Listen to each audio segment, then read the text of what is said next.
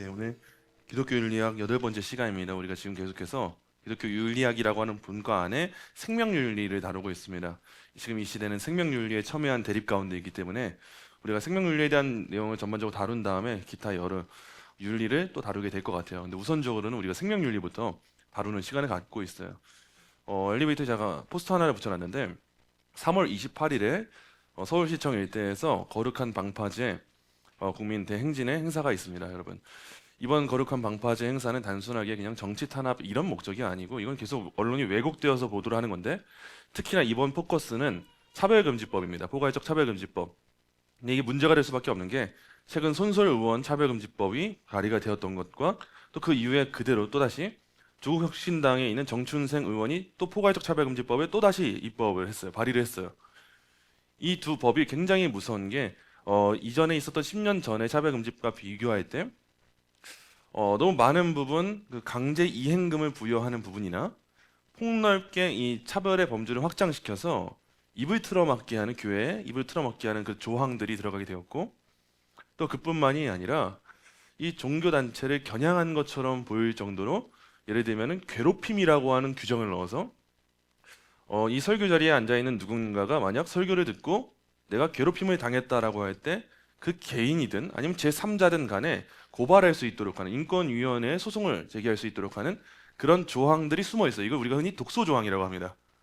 너무 악한 조항들이어서. 근데 우리가 겉에 보여지는 차별금지라고 하는 명목만 볼 땐 좋아 보이는데 이 조항 하나하나를 살펴보지 않으면 사실 못 깨닫는 부분이 너무 많아요. 근데 이런 악법들의 발의에 있어서 우리가 함께 기도하기 위해서, 우리 가능하신 성도님들은 토요일인데요, 토요일 점심쯤인데 우리가 교회에서 한 10시, 11시 이쯤 출발을 해야 될 것 같아요. 가능하신 분들은 우리 함께 동참해 주셔서 이 나라를 위해, 민족을 위해서 기도해 주시면 우리가 말로만, 머리로만 생명윤리를 외칠 게 아니라 우리가 할 수 있는 성도로서 또한 국민으로서의 최선을 다하는 것, 그것도 굉장히 중요한 신앙의 덕목이라 생각을 합니다. 함께 기도해 주시고, 또 진행되는 행사 일정 가운데 또 이런 행사가 크게 벌어지면은 악한 사단 마귀가 틈을 타요. 그런 일이 없을 수 있도록 더 기도하며 겸손하게 준비할 수 있도록 이 주최 측을 위해서도 함께 기도해 주시면 좋을 것 같습니다. 오늘 다룰 주제는 불임, 생식기술, 입양에 대한 거예요. 불임과 생식기술, 입양.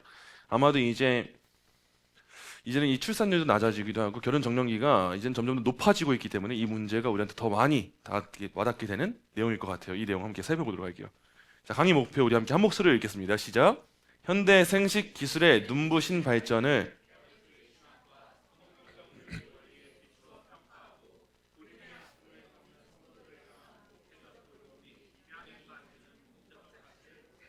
네. 과거에는 사실 우리가 오늘 좀 더 핵심적으로 다룬 건 불임인 것 같아요. 불임이 항상 문제의 원인이 되어서 생식 기술, 우리가 뭐 인공수정이라든지 시험관 아기 이런 것들이 사실 불임 문제 때문에 나오는 거 아니겠습니까? 이 불임으로부터 시작해서 이후에 나오는 내용들을 살펴볼 텐데, 성경적 윤리에 따라서 이 불임이 무엇인가 이걸 먼저 살펴보고, 이 아픔을 겪는 사람들을 어떻게 성경적으로 우리가 바라보고 이해할 수 있을까, 이걸 본 다음에 마지막 최종적으로 입양에 대한 내용 살펴보도록 할게요. 자, 먼저 우리가 알아야 될 것은 불임이라고 하는 것 자체는 여러분 타락의 결과라고 하는 사실입니다. 불임은 부부의 생식 체계가 정상적으로 기능하지 않아서 아이를 임신해 낳을 수가 없는 상태, 낳고 싶은데 낳을 수가 없는 신체 조건을 가진 상태를 우리가 흔히 불임이라고 하고, 불임이라는 정확한 진단을 내리기 전에 요즘 가장 많이 쓰는 표현은 난임이라고도 하죠. 임신이 쉽게 잘 되지가 않으니까. 사람들이 쉽게 그냥 임신 뭐만 될 거로 생각을 했다가 결혼하고 깜짝 놀라는 거예요. 생각보다 임신이 쉽게 안 되는 경우가 많아요. 근데 쉽게 안 되다가 나중에 한참 뒤에 또 되면 다행인데, 만약 계속 되지 않을 때 정말 불안함이 찾아오기 시작하고 굉장히 많이 고통을 느끼게 되고, 그러다가 불임 검사를 하게 되다가 불임이라는 게 밝혀진 경우가 요즘 생각보다 많이 나타나고 있어요. 근데 여기서 우리가 알아야 될 건 뭐냐면, 하나님의 원래 창조 시스템 자체는 불임이라고 하는 틀에서 벗어나 있었어요. 하나님의 원래 선한 계획은 남자와 여자가 만나서 건전한 임신을 하게 하는 게 하나님의 창조 시스템이었는데, 여러분 죄라고 하는 게 그런 거예요. 내면만 망가지게 하는 게 아니라 자연 세계와 모든 만물까지도 망가지게 하는 게 죄예요. 그래서 하나님의 기존에 있었던 시스템은 모든 것이 왜곡되고 망가질 수 있게 하는 게 죄의 파급성입니다. 그런 점에 있어서 불임이라고 하는 것도 우리가 원하든 원하지 않든 간에 죄로 인하여 발생한 건강의 무너짐이라고 이해하시면 좋아요. 우리가 왜 아픈가? 죄 때문이에요. 그래서 천국에는 그 아픔이 없을 거예요. 그 나라를 가게 되면 그런 아픔이 사라지게 되겠지만, 이 세상에 있는 한 이 죄의 문제로 인해 불임이라고 하는 게 주어질 수밖에 없다는 거예요. 그렇다면 우리가 이 죄의 관점으로 이해할 때 비록 의학적으로는 불임이라고 하는 게 뭐 명확한 판단이라 할지라도 죄의 관점으로 이해해 보세요. 우리의 원로는 그걸 기도하면서 극복하고자 하는 게 성도의 노력일까요? 아니면 그냥 방치하는 게 노력일까요?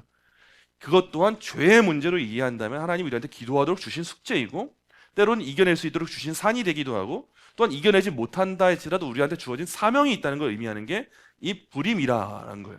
이게 바로 우리가 성경적으로 가장 먼저 전제 삼아야 될 불임에 대한 이해예요. 이해. 그런데 이런 불임은 정말 어렵습니다. 인류 역사 전체에 걸쳐서 불임은 부부에게 굉장히 큰 고통을 안겨주는데, 특히나 여성들에게는 더 큰 아픔을 가져다 주는 게 불임이에요. 오직 여성만이 아이를 낳아서 임신하고 낳아서 기르는 특별한 은혜를 누리기 때문에 여성분들의 경우 이 불임이라고 하는 소식을 들을 때 철저하게 무너집니다. 진짜 억장이 무너지는 거예요. 여러분들한테 다 아실 텐데 뭐 갱년기 지난 여성도요, 자궁을 적출하게 되거나 했을 때 굉장히 많이 슬퍼합니다. 내가 여성으로서의 가치를 잃은 건 아닐까? 나는 이제 여성으로서의 무언가를 다 상실한 것 같아. 이런 슬픔이 있는데 하물며 내가 사랑하는 아이를 낳고 싶은데 아이를 낳지 못하는 그 어머니의 마음은 또 얼마나 큰 아픔을 누리게 되겠어요. 그렇기 때문에 우리가 알아야 될 건 뭐냐면, 자녀가 없는 부부가 느끼는 아픔을 우리는 절대 가볍게 여기면 안 되고, 교회 안에서 특히나 입을 잘 조심해야 돼요. 이거는 왜 안 주셔? 기도하면 주시지. 이게 맞는 말이에요. 근데 그 맞는 말이 너무 아프고 괴로워하는 누군가에게는 선한 말이 되지 않을 수도 있다는 거예요. 이게 기독교 윤리예요. 맞다고 다 맞는 게 아니라 때로는 이게 큰 아픔을 안겨주는 행동이 될 수도 있다는 거예요. 누가복음에 나오는 사가랴와 엘리사벳이라고 하는 인물이 있는데, 이 사람들은 하나님 앞에 의인이었음에도 불구하고 자녀를 낳을 수가 없었어요. 그래서 우리는 이제 교회 안에서 볼 때 저 집에는 기도 안 해서 안 생기는 것 같아, 이 관점이 아닙니다. 하나님의 뜻이 있는 거예요. 하나님의 뜻이 언제 아이를 주실지 모르는 거기 때문에 우리는 지혜롭게 기다리기도 하고 기도해 주기도 하고 그 마음을 어루만져 주기도 하는 거. 한나와 같은 여인을 생각해 보세요. 내가 자녀를 낳지 못한다는 그 아픔이 얼마나 컸는지 소리도 낼 수 없을 정도로 취한 사람인 것처럼 그렇게 기도하지 않았습니까? 이 아픔에 대해서 공감할 수 있는 공동체가 바로 교회라는 거예요.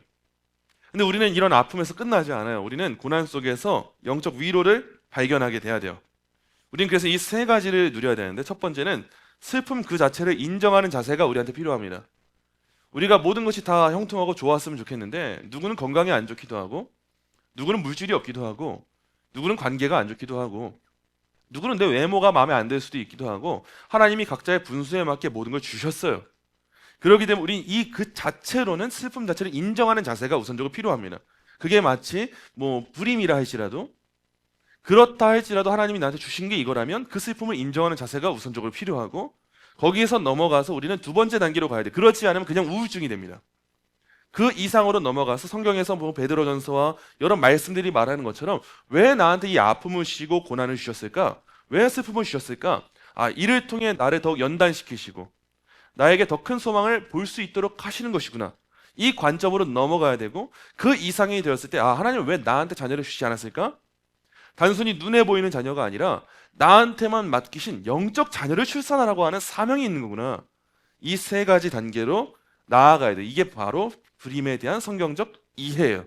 이걸 아는 상태로 우리가 이제 생식 기술에 대해 넘어갈 거예요. 자, 보조 생식 기술이라고 우리가 흔히 의학적으로 말하는데, 보조 생식 기술, 이거는 임신을 스스로 할 수 없는 사람들이 의학적인 도움을 받아서 이 임신을 할 수 있도록 만드는 기술을 말해요. 근데 여기에서 우리가 이 전제는 가진 상태로 이해를 하고 넘어가기 원해요. 첫 번째는 이거예요. 우리는 일반 은총 그 자체를 받아들일 필요가 있어요. 현대 의학은 여러분 전반적으로 선합니다. 우리가 기도한다고 병원 안 가는 게 아니에요. 감기 걸리면 감기약 먹어야 돼요. 왜냐하면 하나님이 감기약이라고 하는 은혜의 수단을 주신 거예요. 회복될 수 있도록. 마찬가지로 우리가 임신이 안 돼요. 자연스럽게 안 되면 의학의 도움을 받는 게 믿음 없는 행위가 아니라 하나님이 주신 적당한 도구를 사용하는 그 원리에 속해 있다는 것. 그게 일반 은총이라는 것. 그거를 우리가 먼저 전제하고 넘어가야 돼. 의학은 질병을 이길 수 있도록 하나님이 선물로 주신 것이다. 그래서 이 임신이 되지 않는 부부가 의학의 도움을 받는 거, 이거 믿음이 없는 게 아니라 하나님이 주신 적절한 수단을 사용하는 거다. 이걸 우리가 첫 번째로 전제해야 되고, 둘째, 생명을 존중하는 자세가 필요해요. 임신한 그 순간, 수정된 그 순간부터 태아는 생명이에요. 우리가 이전에도 피임에 대해 다뤘을 때도 정자와 난자가 만나서 수정됐을 때, 그때부터 우리가 낙태하면 안 된다, 피임하면 안 된다 했던 것처럼, 이미 배아가 됐을 때, 수정란이 됐을 때 그때부터 생명의 모든 것들이 시작을 합니다. 그러므로 이런 태아, 이런 배아, 수정란을 함부로 죽일 수 있는 선택은 하면 안 됩니다. 그게 이따 우리가 다루게 될 내용이에요. 생식 기술 중에 그런 배아를 죽이게 하는 생식 기술이 있어요. 그래서 그걸 안 된다라는 내용을 볼 거고요. 세 번째로 결혼 언약을 우리가 중요시 여겨야 돼요. 여러분, 출산이라고 하는 건 부부관계 안에서만 이루어져요. 그래서 우리가 이따가 대리모에 대한 내용을 다룰 거예요. 요즘 연예인들도 그렇고 어디 정자은행에서 정자를 기증받아가지고 여자 혼자서 애를 낳고 방송에도 나오고 다 하잖아요, 요즘에는. 근데 이게 과연 옳은 건가 했을 때 그냥 애 낳는다고 생명이라고 다가 아니라 하나님은 어떻게 애를 낳으라고 하셨는가? 한 남자와 한 여자가 결혼한 그 관계 안에서만 낳으라고 하셨다는 이 원칙, 이 원칙을 가진 상태로 임신을 이해해야 됩니다. 그래서 세 가지 기억하셔야 돼요. 일반 은총을 우리는 존중합니다. 그리고 우리는 생명을 존중하는 자세로 생명의 이 귀중함을 전제 삼아야 될 것이고, 세 번째로 이 모든 출산의 과정은 결혼 언약 가운데 이루어져야 된다. 이게 우리 기독교 생명 윤리의 전제예요. 이걸 전제 삼아서 이제 우리가 이후의 내용을 볼 거예요. 자, 개별 생식 기술에 대해서 우리가 볼 건데, 첫 번째로 도덕적으로 수용 가능한 기술이 현대 의학 가운데 있어요. 첫 번째는 이거예요. 남편의 정자를 이용한 인공 수정이에요. 남편의 정자를 이용해서 인공적으로 수정하는 거예요. 이 기술을 언제 사용하냐라고 보니까 어떤 신체적인 결함이 있는 거예요. 예를 들면 몸이 장애를 갖고 있어요. 그래서 일반적으로 남자와 여자가 할 수 있는 성관계를 할 수가 없는 상황인 거예요. 그랬을 때 스스로의 힘으로 남편의 정자가 여성에게 도달할 수가 없기 때문에 남편의 정자를 채취해서 아내의 몸 안에다가 주입을 해주는 거예요. 이 기술은 의학적인 도움을 받아서 정자를 빼온 다음에 정자를 아내의 몸에 채취해서, 정자를 아내의 몸에 주입해서 수정이 될 수 있도록 만드는 일이 바로 이 기술이에요. 우리가 의학적으로는 AIH라고 줄여서 말을 해요. 자, 이 방식은요, 배아에 대한 파괴가 없어요. 어떤 정자가 어떻게 수정되고 배아가 될지 그건 모르는 일, 일반적인 성관계와 같은 원리를 따라서 이루어지는 원리예요. 이건 또한 결혼 언약을 존중해요. 남편과 아내의 관계 안에서 행할 수 있는 일이에요. 남편의 정자와 아내의 난자가 만날 수 있도록 길을 열어주는 일이에요. 그렇기 때문에 이건 우리가 도덕적으로 수용이 가능한 원리라고 해요. 이걸 흔히 우리가 뭐라고 말하냐? 인공수정이라고 말을 해요. 인공수정. 이건 우리가 사용이 가능해요. 둘째로, 수정 전에 유전자 검사를 하는 거, 유전 질환의 예방을 위해서 유전자 검사를 하는 거, 이것도 우리가 허용합니다. 예를 들면 이런 질병들이에요. 낭폭성 성유증, 심장기형, 혈우병 등 부모에게서 자녀에게로 대물림될 수 있는 심각한 질병을 막기 위해서 수정되기 전에 정자와 난자를 검사하는 거. 유전 질환을 막기 위해서 수정 전이에요. 수정 이후가 아니라 배아가 되기 전에 검사하는 그 행위 자체는 우리가 허용을 해둡니다. 그런데 이것도 악용하면 문제예요. 악용하면 특정 성별을 만들려고 정자를 검사를 해요. 이거는 문제가 돼요. 그래서 그 정자를 빼와서 수정을 시켜요. 이런 건 우리가 불가능하다고 보는 거예요. 눈동자 색깔 맞추려고 검사를 해요. 외모를 만들어내려고, 지능 수준을 높이기 위해서.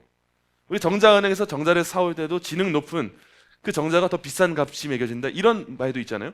이런 것들이 있어서 우리가 허용하지 않지만 그 유전 질환, 질병 자체를 예방하기 위해서 검사하는 목적, 여기까지는 우리가 문을 열어놔요.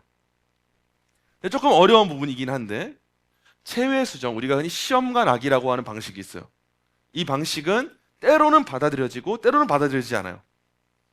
자, 시험관 아기 체외 수정은 흔히 비윤리적으로 우리가 받아들이지 못하는 방식에는 뭐가 있냐? 거의 대부분 이런 일이에요. 다수의 난자를 정자와 수정시켜요. 왜냐하면 성공 확률이 너무 낮아요. 인공적으로 어머니의 배 바깥에서 정자와 난자를 수정시키는 게 아무리 의학이 발달해도 쉬운 확률이 아니에요. 그래서 우리가 뭐 의학 드라마나 이런 데 보면은 시험관 아기를 하는 그 과정 가운데 힘들어하는 여성들의 모습이 얼마나 많이 나와요? 너무 괴로운 일이거든요, 이게. 근데 그렇게 다수의 난자를 수정시킨 다음에 그 안에서 배아 중에서 얘 건강한 것 같아, 얘 임신될 것 같아, 얘가 조금 더 우수한 배아인 것 같아를 선택해요. 그래가지고 어머니의 뱃속에다가 심어주는 거예요. 자궁에 착상될 수 있도록. 자, 그럼 그때 어떤 일이 일어나는가 생각해 보세요. 그럼 그때 그 많은 배아 중에서 선택받지 못한 배아들은 어떻게 될까요? 폐기 처리되거나 냉동 처리가 돼요. 그 배아가 폐기 처리됐다는 건 뭘 의미할까요? 일종의 살인을 의미하는 거예요. 우리는 배아가 된 그 순간부터 우리는 생명이 시작되었다라고 보는 관점입니다. 수정된 그 순간부터. 근데 그 수정된 배아가 폐기 처리가 된다? 그러면 그때 우리는 그 행위는 살인이라고 보기 때문에 이런 방식을 따르는 시험관 아기 시술은 우리가 주로 받아들일 수 없는 입장에 속해 있어요. 근데 우리가 그나마 시험관 아기의 방식 중에 받아들일 수 있는 윤리적 방법이 있어요. 그게 뭐냐? 착상시킬 한두 개의 배아만 수정을 시키는 방식이에요. 근데 쉽지 않기는 해요. 왜냐하면 비용 문제도 있고요. 시간 문제도 있고요. 여성이 따라야 되는 고통의 문제도 있고요. 이게 쉽지는 않아요. 그러나 우리가 허용할 수 있다면 이거는 허용할 수 있다는 거예요. 그래서 만약에 한 개가 되었던 두 개가 되었던 수정이 됐어요. 배아가 됐어요. 그러면 그걸 다 엄마에게 착상시키는 거예요. 그래서 시험관 아기 시술을 할 때 이 성공률을 따지면서 사람들이 많이 착상시키려고 하기 때문에 쌍둥이가 요즘 많이 나오는 이유가 바로 이 이유예요. 한 개를 넣는다고 한 개가 온전히 성공한다는 보장이 없으니까 배아를 그 두 개, 세 개의 배아를 넣어놓는 게 바로 이유예요. 그래서 요즘에 쌍둥이가 그렇게 많이 나오는 거예요. 그런데 우리가 허용할 수 있는 방법 안에서는 착상된 한두 개 배아만 자궁에 이식하고 그러면은 그 하나의 배아만 살든 아니면 둘 다 살든 간에 결국 배아를 파괴하지 않는 우리가 인공적으로는 파괴하지 않는 방법이 될 거 아니겠어요? 이 방식은 우리가 허용할 수 있는 입장에 있다라는 거예요. 근데 이것도 요즘에 말하기가 참 어렵습니다. 요즘 시대에는 결혼 정년기가 많이 높아지면서 일단 늦게 결혼하다 보니까 노산이 많아지고 있어요. 그래서 요즘에는 30 중반에 아이를 낳아도 노산이 아니다라고 하는 말이 있는데 그럼에도 의학적으로 볼 때에는 그때부터 노산이 되는 거는 원래는 사실이에요. 근데 워낙 요즘엔 40이든 그 이후든 40대 중반이든 간에 아이를 낳는 사람들이 생기다 보니까 노산이 아닌 걸로 보고 있지만 요즘 노산이 많아진단 말이에요. 그러다 보니까 자연스럽게 불임이 많아지는 건 당연한 거고요. 그러다 보니까 자연스럽게 조산이 많아지는 것도 다 자연스러운 일인 거예요. 이 노산과 조산이 그렇게 관련이 있대요. 그래서 저는 한편으로는 제가 겪었던 그 노엘이 그 미숙아로 나오는 그 조산의 과정을 보면서 하나님이 앞으로 미래를 위해서 나한테 이걸 겪게 하시고 그 미숙아를 낳게 되고 조산의 사람들의 마음을 알게 하기 위해서 이런 시간 주신 거 아닌가 이런 생각도 들더라고요. 근데 시대적으로 이런 상황이 되다 보니까 많은 사람들이 불임센터, 난임센터를 찾아가요. 그래서 기독교인들조차도 이게 윤리적인 방식인가 아닌가를 고려하지 않은 채로 왜냐하면 너무 마음이 아프고 괴로우면은 당장 이게 뭐가 중요하겠어요. 그것도 우리가 이해는 할 필요가 있어요. 그렇기 때문에 인공수정이 쉽지 않은 가정들은 시험관 아기 시술을 택하게 되는데 우리가 허용 가능한 이 방법을 할 때는 너무 힘들어요. 비용도 많이 들고 시간도 오래 걸리고 가능성도 떨어지는 것처럼 보여지고 그러다 보니까 우리가 받아들이지 못하는 방법으로 이미 아이를 낳은 가정들도 꽤나 많아요. 근데 이미 그렇게 아이를 낳았는데 우리가 교회 안에서 왜 그렇게 죄를 짓고 선택해서 이러겠습니까? 그럴 수는 없죠. 그렇기 때문에 우리가 현실적으로 어려운 지점이 있다는 거예요. 다만 우리는 원론적으로는 인지하고 우리 다음 세대들에게 가르쳐 주자는 겁니다. 어떤 게 옳은 방식이고 우리는 왜 그 방식을 추구하고 어떤 걸 전제 삼아 가는지 이걸 아는 상태로 우리가 교육을 하자는 거예요. 자, 이제 우리가 받아들일 수 없는 걸 볼게요. 자, 받아들일 수 없는 거 첫 번째, 선택적 축소 체외 수정이에요. 아까 봤던 우리가 받아들일 수 없는 시험관 아기 방식이에요. 여러 난자를 수정시킵니다. 그리고 나서 바람직해 보이는 개체, 건강해 보이고 우월해 보이는 개체만 살아남게 만들어요. 이건 의학적으로 이게 정당하다라고 포장된 사실은 낙태와 크게 다를 바가 없는 행동이 돼요. 많은 배아가 만약 수정이 됐는데 한두 개의 배아만 착상을 시키고 나머지 배아를 버린다 생각해 보세요. 이거는 우리가 앞서 다뤘던 낙태에 해당한다는 일인 거예요. 그렇기 때문에 우린 이거를 받아들일 수가 없고 이거는 어디까지나 우리는 하면 안 되는 행위다라는 겁니다. 둘째, 제3자가 개입된 생식 기술이에요. 예를 들면 공여자의 인공 수정이나 대리모 출산들이 여기에 속합니다. 자녀라고 하는 것은 오직 결혼 관계 안에서만 주어져야 돼. 그게 성경의 원리입니다. 그렇기 때문에 성경의 가치를 따를 때 성경이 경고하고 있는 본문들이 있어요. 아브라함과 하갈의 사례를 보세요. 아브라함과 하갈의 사례는 이건 실제로 임신을 한 거기 때문에 어렵긴 하지만 제3자의 개입이 가정 안에 어떤 결과를 불러오는가 이걸 보여주는 게 아브라함과 하갈의 본문이에요. 두 번째로 결혼의 배타성을 보세요. 여러분, 자녀는 오직 결혼 언약 안에 있는 부부의 연합을 통해서만 태어나야 하는 건데 어디 정자은행에서 정자를 받아온 다음에 내가 애를 낳았을 때 과연 그 자녀가 나중에 자기 아버지가 어떤 사람인지도 모르고 내 부모를 알고는 싶은데 알 수는 없고 엄마는 일본 사람인데 왜 나는 파란 눈을 가졌고 이런 상황이 됐을 때 그냥 단순히 행복한 결과를 가져올까 생각해 보세요. 지금 당장 나는 아이를 낳고 싶어서 아이를 일단 낳고는 봤는데 그 아이가 행복한 삶을 살 수 있을까? 과연 그게 아이가 온전한 가정을 이루면서 사는 것일까 했을 때는 다른 문제가 펼쳐집니다. 우리는 이런 문제에 있어서는 받아들일 수 없는 방식이다라고 하는 걸 여러분 꼭 아셔야 돼요. 그래서 미국에서도 그런 사건이 있었어요. 대리모 출산이 이루어졌는데 엄마는 자녀를 낳을 때 얼마나 그 엄마로서의 모성애가 강하게 생깁니까? 그저 대리모로서 돈 받고 아이를 낳아준다고 계약을 맺은 건데 나중에 얘는 내 애다. 애 줄 수가 없다 하는 사건이 있었어요. 이거 미국에서 아주 유명한 사건입니다. 근데 이해되지 않으세요? 내가 사랑하지 않는 사람과의 아이를 낳았다 할지라도 내 배가 아파서 내 배가 불러서 아이를 낳았는데 나를 닮은 아이인데 어떻게 마음이 안 생기겠어요? 이런 문제를 만드는 것들에 대해서 우리가 거부해야 된다는 거예요. 오직 가정 안에서만 이루어지는 임신, 그게 우리가 허용할 수 있는 임신이다라는 겁니다. 마지막 셋째로 인간 복제. 이 말이 앞으로 우리가 계속 마주하게 될 내용인 것 같아요. 하나님은 각 사람을 유일하고 독특한 인격체로 창조하셨어요. 그게 하나님의 형상의 의미예요. 근데 요즘에는 인간을 복제하려고 하는 시도가 나오는데 여러분 이 시도는 창조의 다양성을 파괴할 뿐만 아니라 영혼의 기원에 관한 심각한 신학적 난관에 부딪히게 될 거고 창조주를 향한 극도의 오만함을 펼치게 될 거예요. 그래서 우리가 이 세 가지 기술에 있어서는 받아들일 수가 없다라고 하는 걸 전제를 갖고 하시면 좋을 것 같아요. 자, 그러면은 이도저도 못하고 진짜 불임밖에 못하면 할 수 있는 게 없는가? 아니요. 쉽지 않겠지만 성경은 입양이라고 하는 대안을 제시해요. 현대 생식 기술이 채워줄 수 없는 빈자리에 입양은 신학적인 의미를, 아름다운 의미를 담고 우리한테 할 수 있는 일을 알려줘요. 근데 첫 번째로 우리가 현실적으로 고려해봐야 되는 건 뭐냐? 배아 입양입니다. 전 이 배아 입양을 가장 작고 연약한 고아들을 향한 궁일이라고 말하고 싶어요. 우리가 아까 전에 시험관 아기를 다뤘어요. 체외 수정. 체외 수정 가운데 많은 배아가 만들어진다고 이야기를 드렸어요. 그때 배아가 많이 만들어지고 이미 부부가 임신을 했어요. 그럼 남은 배아들은 어떻게 했을까 할 때 두 가지입니다. 폐기 처리하거나 냉동시켜요. 나중을 위해서. 근데 나중에도 임신이 필요가 없는 그 상황이 된다고 생각해 보세요. 더 이상 배아를 보관할 의미가 없어요. 그럼 나중에 그 남겨진 냉동된 배아는 어떻게 되겠어요? 배아는 또다시 죽게 되겠죠. 그럼 우리가 이제 생각해 보는 거예요. 그러면은 그 부모를 만나지 못한 배아를 임신하지 못하는 불임 가정에서 입양한다면 어떨까? 라고 하는 또 다른 대안을 찾아보는 거예요. 정말 수정된 그 순간부터 생명이라고 하는 성경적 입장을 우리가 믿고 따르고 있다면 가장 작은 생명인데 부모한테 버려진 존재가 누구인가를 찾아보라는 거예요. 그 배아를 우리가 데려와서 키우는 게 쉬운 일은 아니겠죠? 근데 그게 진짜 생명이라면, 눈에 잘 보이지도 않아도 진짜 생명인데 부모를 만나기도 전에 버려지고 있는 고아가 그들이라면 우리는 어떻게 해야 되겠는가라는 거예요. 그런 배아들을 우리가 흔히 눈꽃 아이라고 해요. 냉동 배아로 오랫동안 있다 보니까.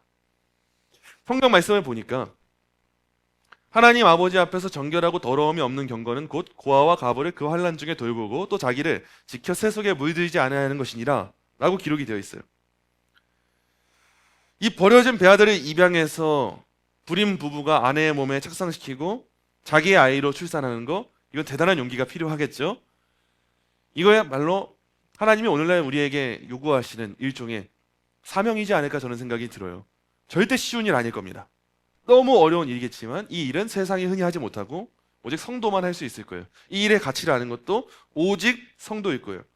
근데 참 다행인 건 뭐냐면 냉동 상태로 오래 있던 배아도요, 의학적으로 건강에 문제가 없대요. 정말 신기한 일이에요. 최초의 냉동 배아 입양아로 태어난 해너 스트레지는 무려 17년 동안 냉동 상태로 있었는데 지금 멀쩡히 건강하게 태어난 그 사람의 사례를 보여줬어요. 이런 사례를 볼 때 이 아이들이 버려진 배아로서 죽음을 맞이하거나 냉동고에 계속 방치되는 것보다 이렇게 입양되는 게 얼마나 아름다운 일일까 우리는 생각해 볼 필요가 있다는 거예요. 여러분, 이런 입양을 기독교가 아니면 누가 할 수 있겠습니까? 그래서 강의를 준비하면서 생각해 보게 됐어요. 제가 기독교인이 아니었다면 이걸 들으면서 무슨 생각을 할까 했을 때 무슨 말도 안 되는 소리야 생각을 할 것 같아요. 근데 오직 기독교인만이, 하나님으로부터 생명을 거저받은 사람들만이 이 일을 할 수 있을 거예요. 지금도 버려지고 있는 그 생명의 가치를 우리가 진짜 알고 있다면, 그걸 진짜 아파하고 있다면 우린 이거를 진지하게 고민해 볼 수 있다는 거예요. 자, 둘째입니다. 입양은 굉장히 영광스러운 것이라는 걸 알아야 돼요. 자녀가 없는 부부든 이미 자녀를 둔 부부든 입양은 어쩔 수 없는 차선책이 아닙니다. 오히려 입양은 하나님이 하신 구원을 우리 삶에 드러내는 가장 빛나는 행위예요. 왜냐하면 우리가 하나님께 받은 구원이 뭐냐? 입양이었어요. 죄의 종이었던 우리가 의의 종이 될 수 있도록 우리를 자녀 삼아 주신 분이 하나님이세요.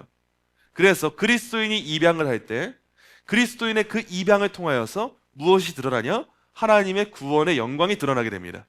그게 우리가 하나님의 영광을 반사시키는 거예요. 이런 신학적 기초 위에서 자녀를 입양해서 양육하는 건 복음의 가치 삶에서 드러내는 거예요. 근데 어려운 게 뭐겠어요? 현실 문제 아니에요? 실제로 비용의 문제, 입양은 하고 싶어도 못하는 사람도 많아요. 이 연봉 수준이 갖춰져야 되고 교육도 받아야 되고 쉽지가 않아요. 그래서 저는 좀 더 우리 기독교 안에서 현실적인 대안들이 나왔으면 좋겠어요. 지역교회의 힘만으로는 입양을 권장하는 게 사실은 어렵습니다. 우리 교회에서도 입양을 권장한다고 하지만 그 입양 가정에게 계속해서 출산하고 양육할 수 있는 비용을 준다?